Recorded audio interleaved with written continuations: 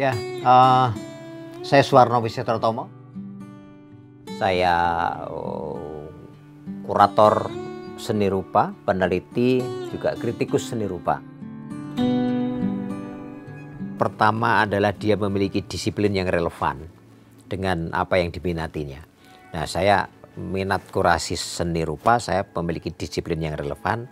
Dan itu yang pertama. Yang kedua tentu harus terus-menerus seberapa maksimal mengikuti perkembangan isu-isu terbaru, kalaupun tidak mendalami tapi mengerti dan sebagainya kan.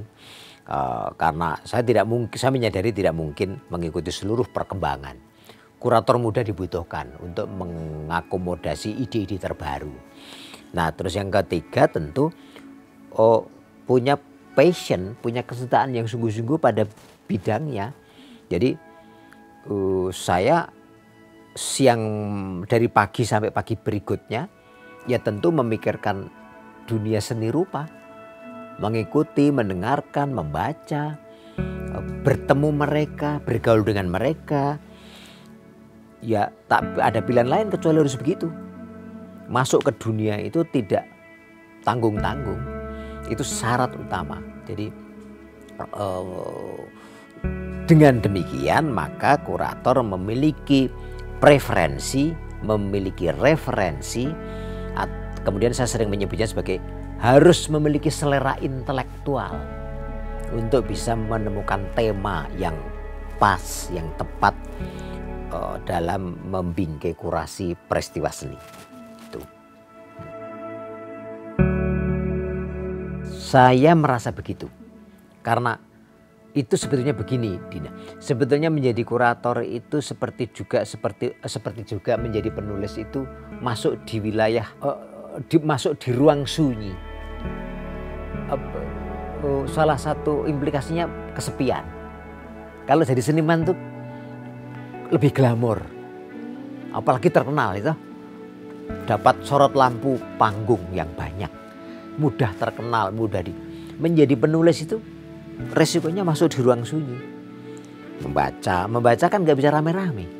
Nah, saya tahu resiko itu, tapi bagi saya itu kenikmatan. Nah, mengapa nikmat? Saya tahu produk kurator itu produknya adalah produk pengetahuan. Jadi tak bisa tidak. Nah, kalau udah masuk di wilayah seseorang memilih profesi harus tahu resikonya. Prinsipnya itu. Ya, saya tahu resikonya dan saya menikmatinya. Pameran yang paling berkesan banyak. Saya menjadi kurator plus minus sampai hari ini mungkin sebutlah 30-an tahun. Lebih dari separuh usia saya kan. Yang paling berkesan ya banyak yang berkesan, tapi bisa menyebut beberapa itu misalnya saya sebagai kurator Biennale Jogja. Nah, itu mengesankan karena saya menjadi kurator Biennale Jogja itu bisa antara 2, 3, 4 kali atau mungkin 5 kali malah. Nah, menjadi kurator Biennale Jogja itu mengapa terkesan? Sangat terkesan, tantangannya besar, polemiknya besar, tegangannya tinggi. Adrenalin saya selalu naik gitu. Wah, keren. Percakapannya keras. Tapi kan begitu dunia kesenian. Nah, saya menikmati itu. Karena ya begitulah menurut saya seni itu. Penuh tegangan, penuh percakapan, penuh dialektika dan seharusnya begitu. Dan tidak perlu kemudian mengurangi hak pertemanan. Tapi berdebat aja. Nggak ada urusannya tuh dengan pertemanan. Ya temen dong. Tapi kalau soal prinsip, soal konsep ya berdebat aja. Menjadi kurator di era sekarang itu saya tetap meyakini menjadi kurator itu fokus utamanya adalah memproduksi pengetahuan. Nah, di era sekarang tantangan kurator di era sekarang maksud saya maknanya adalah bagaimana kurator mampu memproduksi pengetahuan dengan perspektif kritis, dengan memaknai produk-produk karya seni itu sebagai bagian dari pengetahuan. Yang kedua tentu bagaimana presentasi seni tetap menjadi penting dengan banyak cara.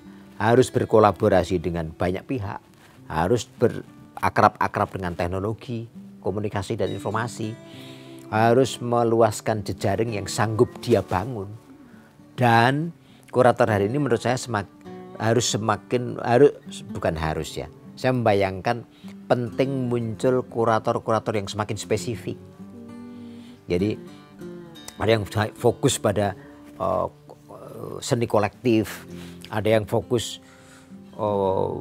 seni modern, praktek-praktek, ada yang fokus pada seni-seni tertentu, fashion, perhiasan atau apapun. Mengapa begitu?